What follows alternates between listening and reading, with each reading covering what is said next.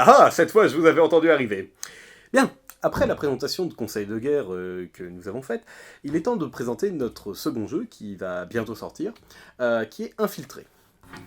Du moins, nous allons présenter le contexte, car vous pouvez trouver une présentation avec beaucoup de blagues qu'on a faites avec Florian notamment. Bref, Infiltré. Infiltré se passe pendant le contexte de la Grande Infamie, c'est-à-dire le même contexte que Conseil de guerre, car je vous ai dit que ça pétait un peu partout, mais ça pète également encore plus à d'autres endroits, notamment dans la colonie minière du Bellarion. Le Bellarion est une colonie minière qui est aux mains de l'Inquisition depuis un bon bout de temps. Il s'avère cependant que les mineurs là-bas ne sont pas satisfaits de leurs conditions de vie. Et du coup décident plutôt que de s'assembler, de faire des syndicats, bref ce qu'on fait d'habitude, de tout simplement faire venir des loups-garous pour buter tout le monde. Sachant que cela permettrait de renverser l'Inquisition et également de prendre le contrôle de la colonie. C'est l'objectif du coup des infiltrés du Bellarion. La chose est que pour cela, leur plan va être assez difficile, car il faut faire rentrer ces loups-garous. Mais comment faire rentrer des loups-garous discrètement dans une colonie? Eh bien tout simplement en les planquant dans le charbon. Et je ne trouve pas la carte où il y a un loup-garou planqué dans le charbon, donc vous voyez l'image. Bref, il s'avère que du coup, le jeu en lui-même va suivre ce contexte de révolte du Bellarion en 5 étapes qui vont être 5 mécaniques. Il y a la première étape qui est tout simplement le chargement, qui va être le moment où vous allez en fait poser des cartes comme ça. C'est la première règle, je crois qu'on l'a présentée si je ne m'abuse. Donc là où les cartes sont comme ça, en fait, tout simplement, c'est le moment où les différents membres de la révolte vont tenter de rentrer les loups-garous à l'intérieur des convois qui vont être à cet endroit-là. La seconde est le voyage.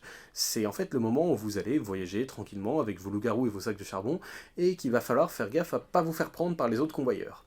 La troisième étape est l'escale, un moment où vous allez tranquillement vous arrêter pendant la nuit et où d'autres loups-garous vont tenter de rentrer à l'intérieur du charbon. Mais également, une troisième force intervient, les rôdeurs. En effet, ces derniers sont tout simplement des chasseurs de loups-garous et vont faire en sorte de tenter d'éliminer les loups-garous avant qu'ils arrivent au Bellarion. Il va donc falloir tenter de faire en sorte que soit les loups-garous l'emportent, soit les rôdeurs l'emportent, en fonction de votre camp. Ensuite, vous avez la douane, qui est le moment le plus touchy pour faire rentrer des loups-garous, tout simplement, car cette fois, eh bien, les contenus des chèques de charbon vont être examinés. Et les douaniers, en fait, vont arrêter tout simplement les caisses de charbon où il se trouve des loups-garous à l'intérieur. Votre objectif en tant qu'infiltré sera donc de faire rentrer le maximum à l'intérieur le maximum en fait de loups-garous à l'intérieur. Et les douaniers vont devoir examiner chacune de vos caisses de manière à pouvoir déterminer s'il y a des... je pense que les douaniers ne s'imaginent pas qu'on puisse faire rentrer des loups-garous à l'intérieur des caisses, donc savoir s'il y a des choses suspectes avant tout. Mais vous, il va falloir être rusé et les faire passer sans que les douaniers s'en rendent compte.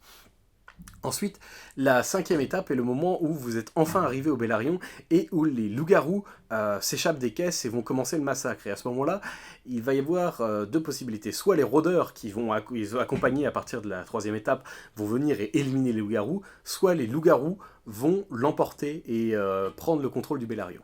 Bref, infiltré raconte du coup le contexte de cette révolution qui est faite et où il y a 3 factions que vous allez pouvoir incarner au cours de la partie, qui sont les infiltrés, les rôdeurs et les convoyeurs, simples convoyeurs de charbon voulant faire leur travail. Du coup, ce sera à la fois au hasard et aussi à vous de déterminer ce que vous allez faire pour ce que vous voulez pour l'avenir du Bellarion.